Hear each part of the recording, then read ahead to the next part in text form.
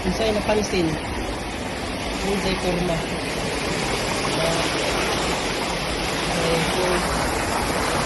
Diri na kay makita nga murag heart shape yung president ito yan. Heart shape.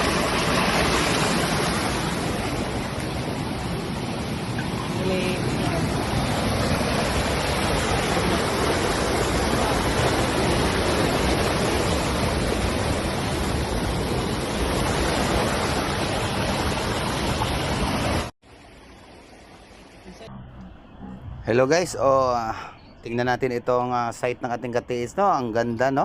So una, meron tayong makikitang ulo ng pagong, 'di ba? Tapos yung ulo ng pagong, guys, meron siyang dot sa noo. 'Di ba? So siyempre pag dot sa noo, reference point to the object or pointing another sign.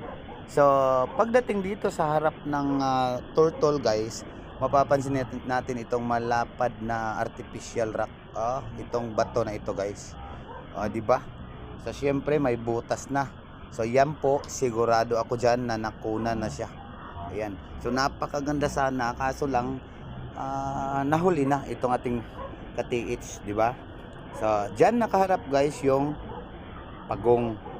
'Di ba? Nakunan siya, guys. Tapos tignan niyo, guys, ang isa pang reference na turo ng pagong, guys. Merong isang heart shape, 'di ba? Sinabi niya kakaiba daw dahil may heart shape.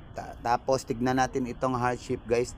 Nakaturo yung puwet niya, yung paliko, yung tulis ng ng heart. Ayan, no? Ayan. 'Di ba? So habang patulis itong kanyang puwet ng heart, guys, syempre tinuturo niya diyan sa kabilang siya, guys, nasa kaliwa. Yung bato na yon, syempre pag akong nakakita nyon, tapos artificial rock siya, bubutasin ko talaga o bibiyakin. 'Di ba? Sayang lang to, katiits, dahil nakunan na. So sigurado ako nakunan ito, guys, dahil yun nga, 'di ba? Bilog na bilog yung tinuro nitong pagong. Ayan. May heart shape, tinuro niya itong heart shape, 6 meter distance lang 'yan. Tapos dito may butas, 'di ba?